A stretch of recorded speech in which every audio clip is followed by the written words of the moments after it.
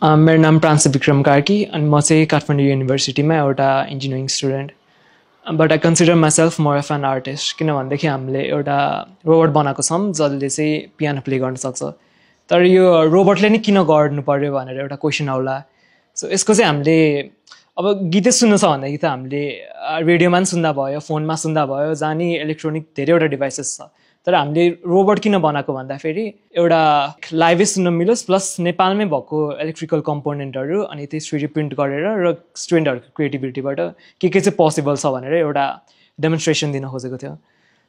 So यो बनाउनुको लागि बनाउने भन्दा यसमा काम गर्ने तरिका चाहिँ एउटा मिडी फाइल भन्ने हुन्छ। सो म्युजिकल इन्स्ट्रुमेन्टेसन डिजिटल इन्टरफेस, यसले चाहिँ के गर्छ भन्दाखेरि पियानोको कुन नोट कतिखेर र कुन टाइममा बजाउने भनेर इन्फर्मेसन हुन्छ। सो इन्फर्मेसनलाई चाहिँ हामीले डिकोड गरेर एउटा C++मा एउटा स्क्रिप्ट जेनेरेट गर्छौँ र त्यसले चाहिँ के गर्छ भन्दाखेरि नोटको त हामीसँग इन्फर्मेसन भयो, अब यसलाई कुन मोटरले कतिखेर र कहाँ प्रेस गर्ने भनेर सो त्यो इन्फर्मेसन चाहिँ हामीले एक्सट्र्याक्ट गर्छ र त्यसलाई हामीले पियानो बटमै भएको माइक्रो कन्ट्रोलरमा त्यो कोड अपलोड गर्छ र त्यो हाम्रो ब्लुटुथबाट रिमोट जसरी बजाउनु मिल्ने हुन्छ।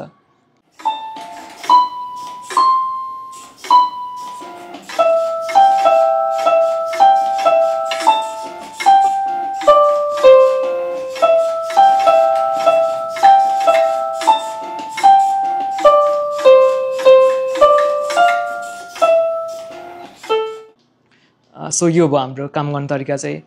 अब यसमा युनिक चाहिँ के छ भन्दाखेरि लाइक पुरा चिजै युनिक छ, किन भनेदेखि नेपालमा मात्रै होइन वर्ल्डभरि नै यो कम्पोनेन्टहरू युज गरेर र यसरी बनाएको यो डिजाइनको यो फर्स्टै हो।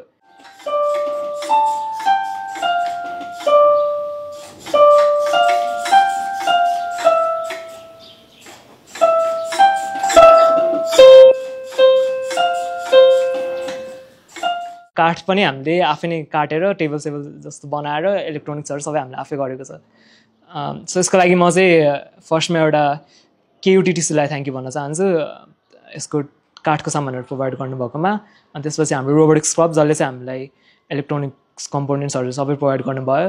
अनि त्यसपछि मेरो टिममेटहरू आर्या ओझा, प्रज्वल पाण्डे अनि सन्देश उपाध्याय, उनीहरू बिना यो प्रोजेक्ट कम्प्लिट पनि हुँदैन थियो।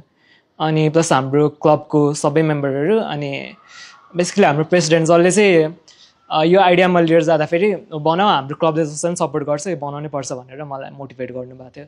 सो त्यतिजनालाई चाहिँ म थ्याङ्क यू भन्न चाहन्छु।